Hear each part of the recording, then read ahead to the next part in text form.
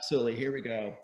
All right. Well, welcome everyone. Thank you so much for carving out 30 minutes of your busy schedule to spend with us.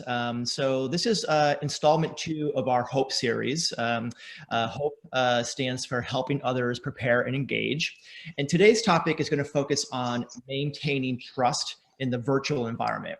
And I will say, just as a quick aside, the content you'll see today is an excerpt of a broader program that we're building in collaboration with the University of Dayton called Leading in a High Trust Culture.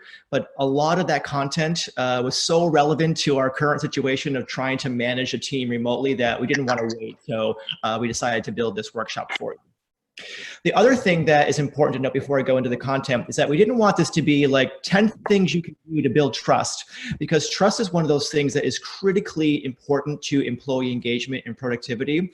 It's hard to build and really easy to break. And so we're really focusing on building trust now in a virtual environment. I won't spend a lot of time on me, but I know some of you on the call and some of you don't know who I am, but I think it's important to spend 30 seconds just talking a bit about why I'm the one sharing this information with you here at Loeb Leadership. So for the better part of the last 10 years in particular, I have been focused primarily on working with leaders like you on creating and optimizing employee potential and productivity. In a variety of ways. And one of the ways I've done that is to work with leaders on creating either team, a department, or an organizational culture that accelerates trust. Because we know, and research has shown, a strong correlation between trust and engagement, productivity, profitability, and certainly voluntary turnover, all tangible bottom line impacts to your organization or firm. And I was checking on you. A lot of that experience. Okay. Oops, there's somebody have a question? Oh, so I gained a lot of experience working with a company called Great Place to Work before I joined Loeb Leadership. And Great Place to Work is a global organization focused exclusively on trust and culture. Hey, David, I think somebody needs to mute. Lana, do you want to mute everyone? And just keep me unmuted? Perfect. Thank you so much. Yeah, I'm just, if everybody could please mute, that would be wonderful. Thank you. Thank you. Thanks a lot. So again, Great Place to Work is a global organization focused exclusively on culture and trust. And you can see I've shown here with some of the logos that I've had an opportunity to work with some of the globe's best known brands. But what's notably missing here, I know many people on the call today are from law firms, are law firm logos. And there's a reason for that. It's not that we haven't worked with law firms, it's that law firms are a little bit more hesitant than other organizations to sort of promote to the world that they've actually sought assistance on workplace culture and other initiatives. So, but we have worked with law firms, but they're a little bit more bashful than other organizations. So right up front, I want to talk about what's in it for you. So what do you stand to gain from spending the next 30 minutes with us talking about trust and culture? But before I tell you what you stand to gain, I want to describe to you why it should be incredibly valuable to you. The definition of a great manager has been evolving rapidly over the last couple of years. I noticed the definition of great management when the millennial generation entered the workforce. That generation, I mean, all generations are different, but that generation in particular really required leaders to engage them in a very different way. And now that we're getting ready for Generation Z to enter the workforce, it's going to put more pressure on leaders and managers to continue to adopt to the changing workforce and the specific needs of those generations need. And so if you can demonstrate expertise or skill in this area, that you have the appropriate amount of emotional intelligence to be able to build meaningful human connections with people that you're working with and for, then it's not only going to add to your value proposition, but it's also going to accelerate, from our point of view, accelerate your career success and potential as well. So given that, over the course of the next 25 minutes or so, you're going to have an opportunity to learn a new skill or gain a new insight that will, if adopted, will immediately improve your effectiveness at being a great people leader. And I'm focusing on people leader because I think it's a misconception that trust gets built in sort of the macro space. And trust is really built between the connection and the health that we have with other people. And in the workplace, it really is about the connection that you're making with your manager. So you're going to hear me mention the word culture quite a few times over the next few minutes. And I want to make sure that, that we're not confusing culture and strategy. I see it often blurred when we're working with clients. And so very simply put, strategy is the path that you intend to take to get from where you are today to some aspirational future that you've identified. And culture is the vehicle you'll use to get there. And so in many ways, strategy and culture sort of illustrate this paradox between what we do and how we do it. And I'll come back to that concept a couple of times over the course of the workshop because it's fundamental in understanding what versus how, because trust really is focused on the how and less about the what. And I wanted to also define from our point of view what culture is. There's a lot of ways to define culture. You can define it academically, you can define it organizationally, but I think it's important how employees define culture because this is what they're going to emotionally connect with when they are thinking about the level of trust in the organization. So from our perspective, culture is the well understood and visible, yet not necessarily articulated norms and behaviors that influence how work really gets done in an organization. So I can give you an example of this. You're applying for a job and you ask the hiring manager, what's it like to work here? And she says, we are transparent. We love transparency. We respect our employees, and we know that they'll be responsible and respectful for the information we share. And it's far riskier to withhold than it is to share. And you're like, that sounds great. You take the job. A few weeks later, you're in a meeting, and the CFO says, we have to carve $5 million out of the budget. It's going to have incredible impact on our employees. And you raise your hand and say, could we spend some time kind of aligning around what message we're going to share with our people so that we're kind of consistent? And he's like, what are you talking about? We can't share this information. People will get unnecessarily freaked out or anxious, and we could lose talent. We're not going to talk about this with anybody. We're going to do this very discreetly. Oh, okay. So we're not a culture of transparency. We're a culture of risk avoidance. And so I mention this because this is what employees are going to anchor to. It's not the corporate values. It's not the employee handbook, all important things, but employees emotionally connect with how work really gets done. And that is what's going to drive their perception of the degree of trust on the team, how work gets done informally across your work group. So wanted to pause here for a moment because it's really important. If this was easy work, we'd all be doing it and we'd be doing it really well. To create a culture on your team that accelerates trust and productivity is incredibly difficult. It's not impossible, and we encourage people to practice these things. But I wanted to just point out 3 challenges that are, I think, consistent in all the culture work that we've been involved in. The first one is that to create the culture of trust on your team, it requires an intentional effort. You have to carve time out. You have to make a plan. And we're going to show you what that plan might look like on your team in a moment. So it does require you to be very thoughtful and proactive in terms of what you're trying to accomplish. If you're not intentional about it, what happens is that you inadvertently create an unintentional culture, either on your team or at your organization. And I've been doing this for a very long time, and I've never seen an unintentional culture that helps an organization. It's usually either destructive or it holds a team or organization back. The second challenge is that it does require us to evaluate our behavioral economy at either on our team or in our firm or organization. And by this, what we mean is every organization rewards and punishes certain behaviors.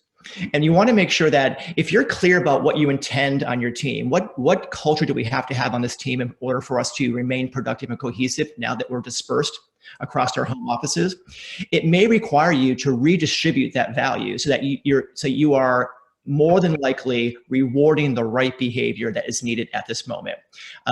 Tough to do because sometimes this is really embedded in the infrastructure of a team or organization, especially if it's embedded with compensation and performance management, but it's important that you at least evaluate where that value is placed.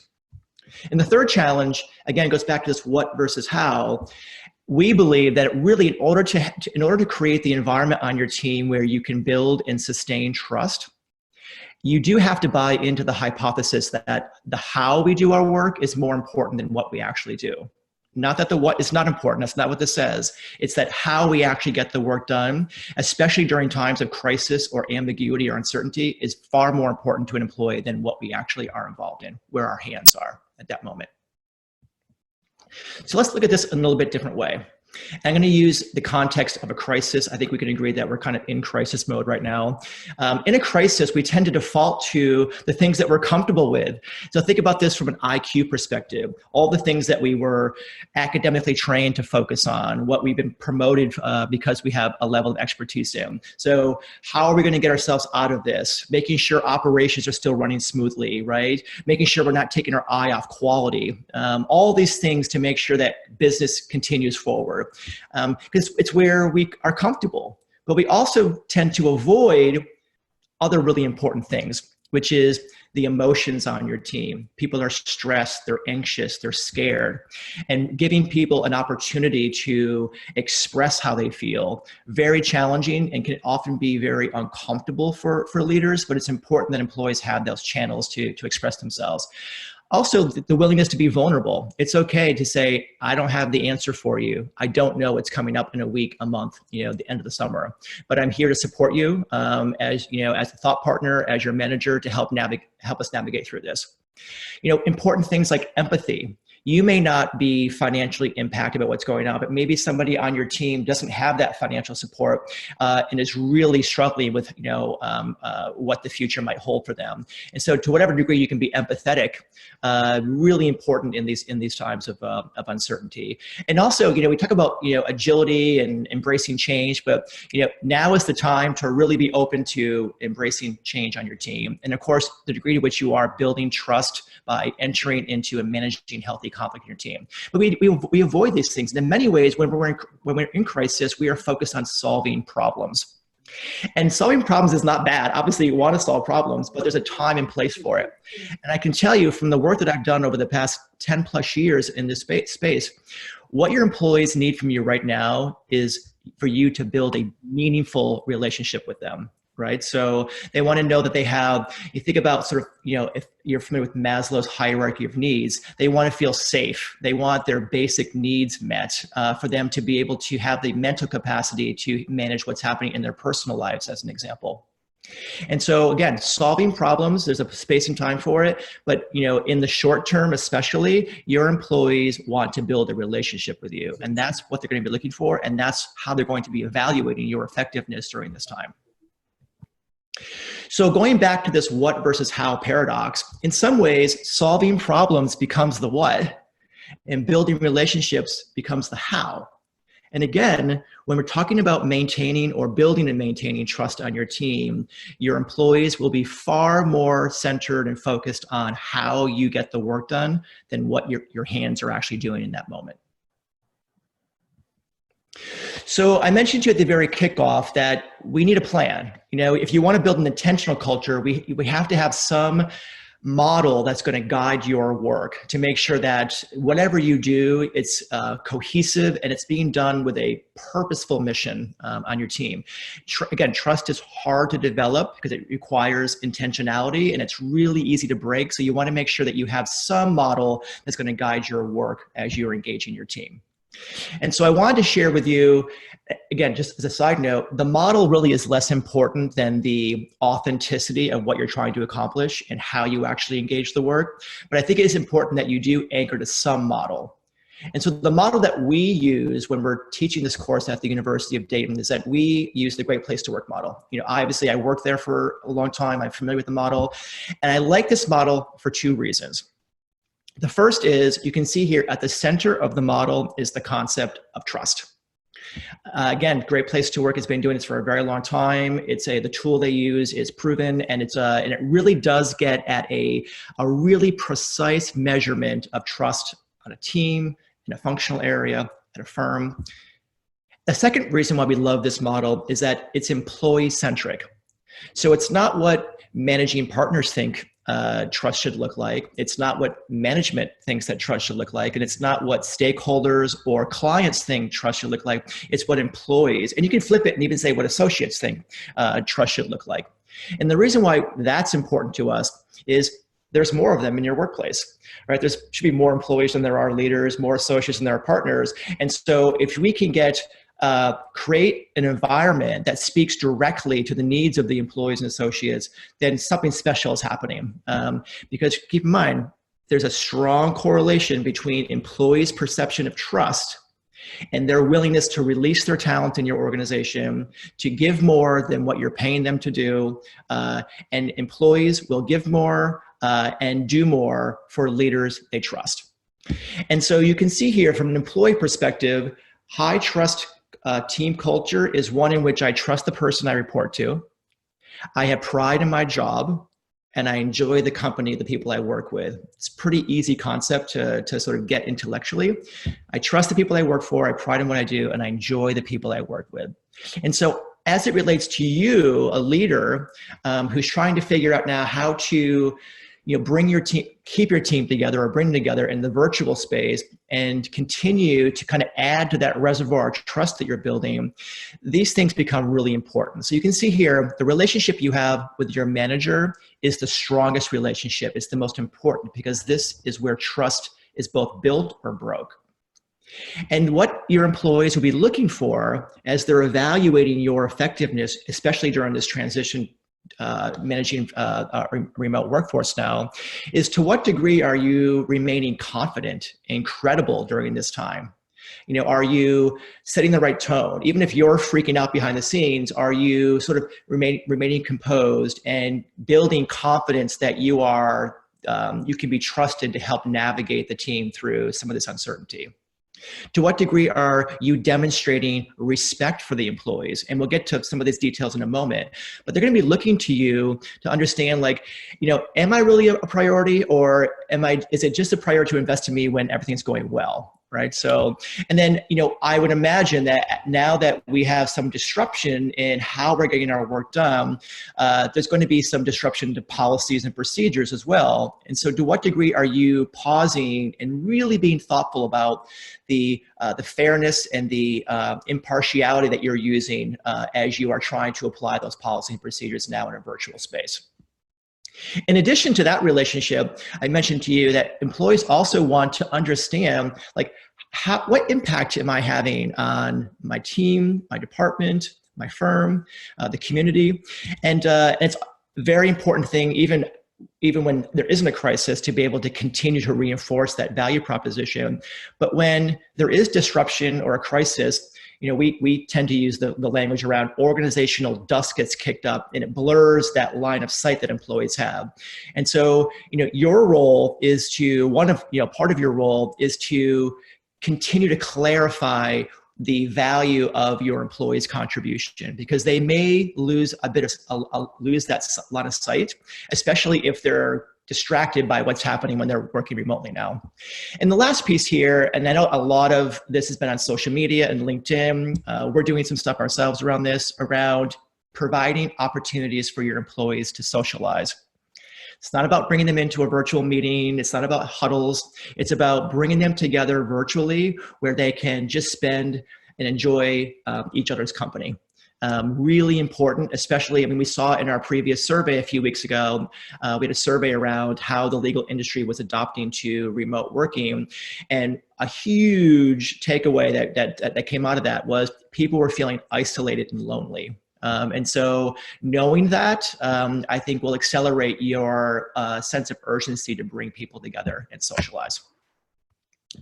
So looking at the model a little bit differently here, and I'll just spend a little bit of time kind of reinforcing some of these key steps before I have a takeaway for you.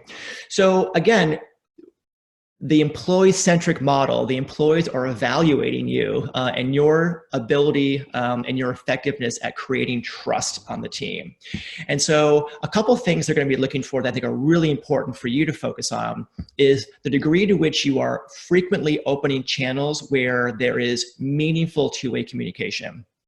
So again, it's not just about updates and meetings. It's about creating both group and individual channels where people can express their fears, their frustrations. They can disagree in a very safe environment, and being receptive to that and inviting that feedback in as the leader.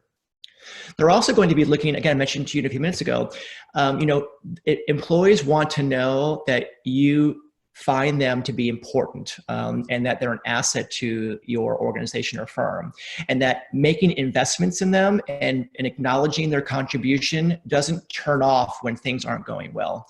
That you are, we understand that it becomes more complicated because people are stressed out, but to what degree are you continuing to invest in your people and providing opportunities for them to share best practices, to share knowledge, and to continue to reinforce skills and competencies so that when the dust begins to clear, they feel confident leaning into their job as they were before COVID.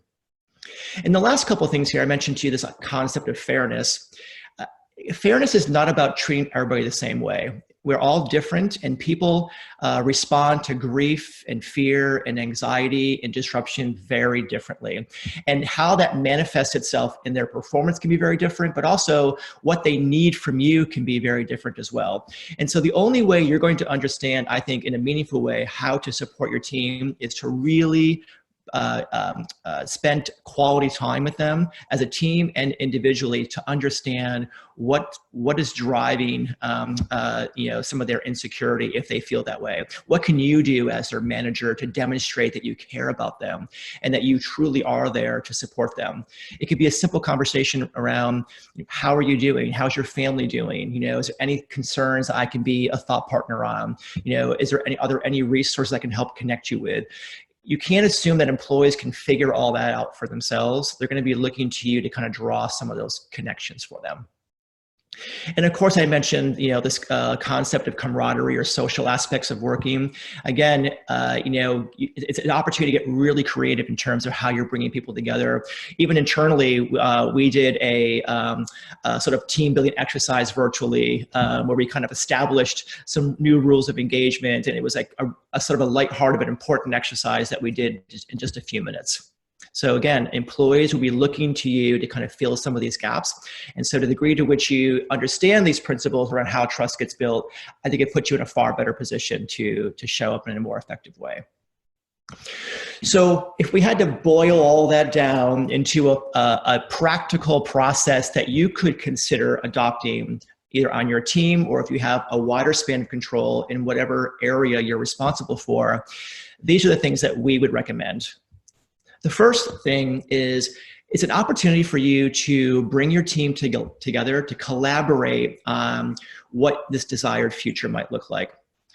I mentioned to you a few minutes ago that we did this here at Loeb Leadership. We hopped on a virtual call and we talked a bit about, wow, the rules are definitely different. And so what was working for us prior to COVID may not work for us now. So what do those new rules of engagement look like, right? And how would we define success today?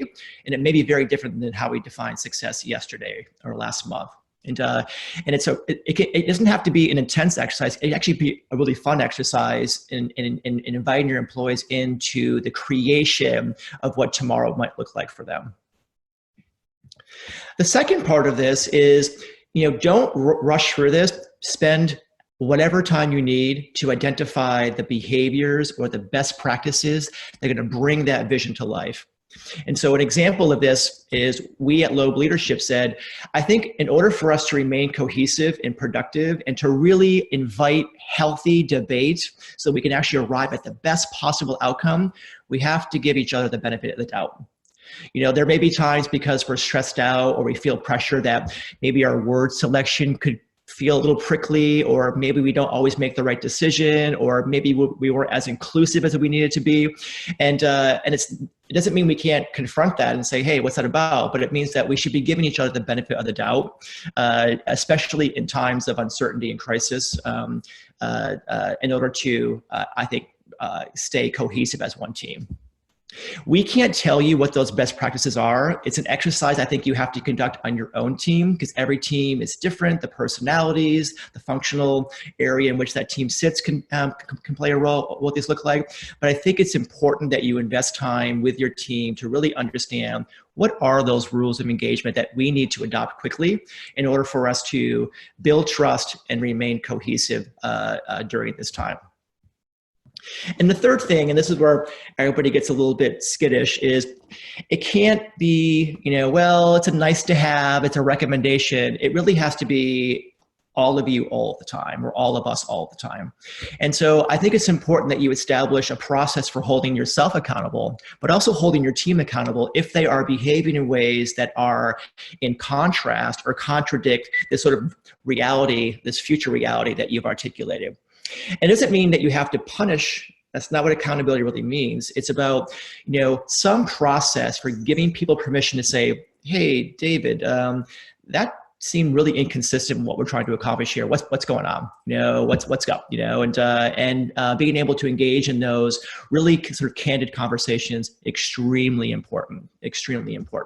Because I think if you don't have this level of accountability, what's likely to happen is that you are unintentionally going to create an opening for an unintentional culture to be created. And I mentioned to you previously that I've never seen an unintentional culture that has benefited a team or organization.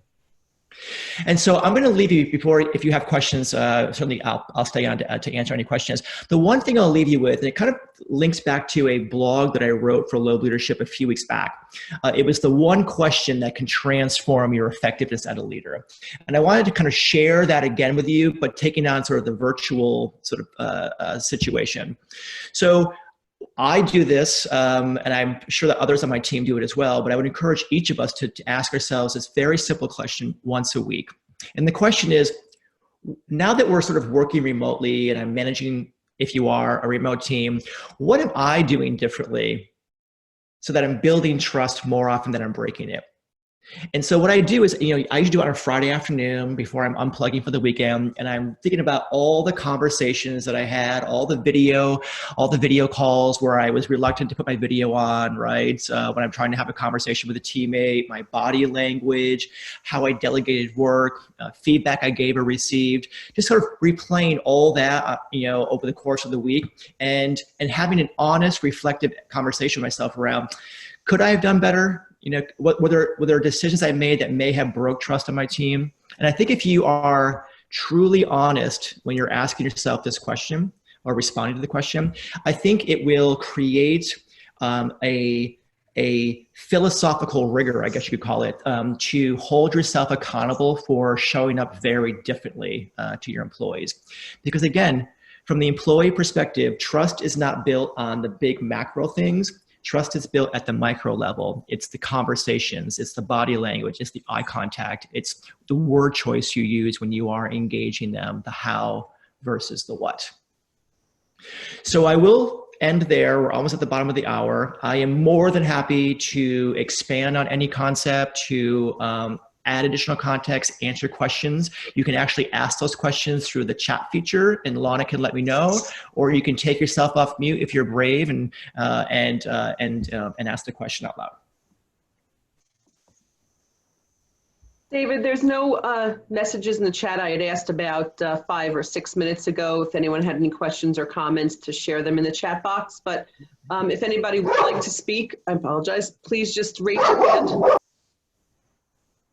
Well, your dog has a lot to say. Maybe translate that.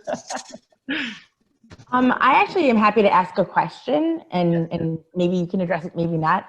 But as far as maybe like managing up, and so if trust is being diminished from your manager to you, do you have any advice for how you can manage up to rebuild that? Yeah, so first of all, great question. And I can tell you that when we're doing sort of big picture culture work, one of the first areas of pushback we get or resistance is, this sounds great, but I will not get support from my manager. So what influence do I possibly have? And will the work that I contribute to this just be sort of dismantled because it doesn't have any, there's no stickiness sort of above me in the organization? And my response is, I think you have to accept reality. That it's a common thing that you might have good intentions, but the larger sort of infrastructure of your organization may not support some of this work. So you may not have control over what you're being asked to do or what happens a layer or 2 layers above you, but you have, I think, complete control over what happens on your immediate team in terms of how you're engaging each other and the experience that you're creating, knowing that that experience may be very different next door, 2 functions over, right? So I think in that situation, I would encourage you to focus on what you do have control over. And you know, for me, it's like somebody has to go first. Right. So Jen was the sort of the trust pioneer at her firm or her organization. It becomes very, I think it becomes very, people pay attention to it, right? It's like, wait a second, why are people on Jen's team so engaged and so happy? What's going on over there? And they're curious. They adopt some of those principles in their team. And then over time, you have, again, a growing number of people who actually have bought into the importance of establishing these types of rules of engagement, right? And I think that, again, I'm not trying to make excuses here, but I think that eventually when you do have some of that momentum, it becomes harder for layers above you to dismiss or to not least validate the outcome or the output of what you're doing. Because again, if we believe that trust does have a correlation to all those really meaningful, you know, lower voluntary turnover, high engagement scores, higher productivity, right? So, and it's hard to argue that data. Or dismiss that data because it's there to look at. All right, I don't have any other questions, but I would like to just make mention that the next workshop will be next Thursday at 1 p.m. So anybody who has registered for the first, either the first or this workshop now will be included in the invite for the third session. And again, if you have any questions, please do not hesitate to email either David or myself. I'll put David's email address and my email address into the chat in case there's a private message you'd like to deliver. And a copy of this recording will be made available to anyone who participated, or if you'd like to send it off to anyone within your firm. Lana, can you just remind people what the third session is? Yeah, exactly. Yes, I can. Just give me a moment. I apologize.